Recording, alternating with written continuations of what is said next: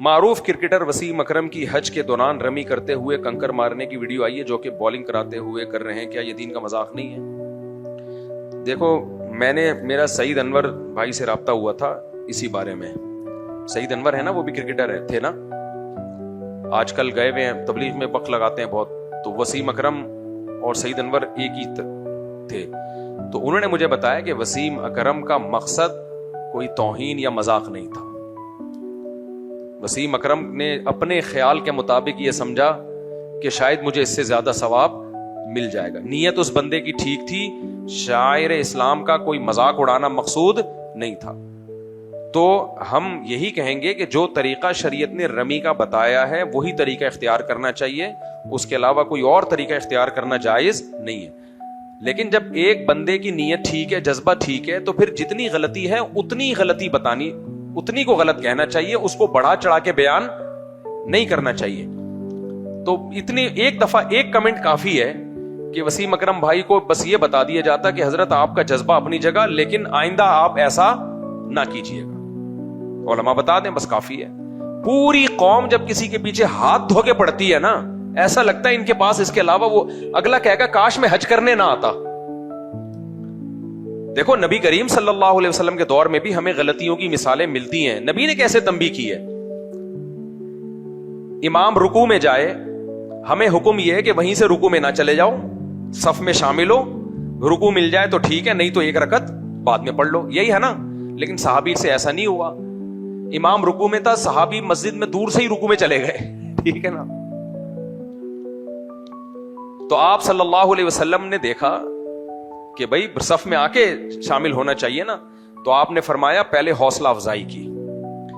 دیکھو کیسی بہترین تعلیم ہے. غلطی کو غلط بھی کہا نبی نے، لیکن چونکہ ان کی نیت بری نہیں تھی تو ان کی حوصلہ افزائی کی. فرمایا زادک اللہ حرصاً، تمہاری جو جماعت کی نماز میں شامل ہونے کی حرص ہے اللہ اور بڑھا دے. یعنی تمہیں اتنی حرص ہے کہ ایک رکعت بھی نہ نکل جائے تو وہیں سے رکوع میں شامل ہو گئے، یہ حرص اللہ اور بڑھا دے. یعنی حوصلہ افزائی کی. ماشاءاللہ ماشاءاللہ، بہت ویل ڈن. لیکن آگے فرمایا لا تعید، یہ دوبارہ نہیں کرنا. صحیح ہے. یہ غلطی، کتنی پیارا انداز ہے نصیحت کا. ہم لوگ ہوتے ہیں بولتے ہوئے تو نے کبھی مجھے دیکھا یا کسی اور کو دیکھا وہیں سے رکوع میں شامل ہو جائے. اس لیے آتا ہے مسجد میں، پہلے باہر جا کسی سے نماز کا طریقہ سیکھ کیا، پھر آنا، نکل یہاں سے. تو یہ نبی کے اخلاق نہیں ہے.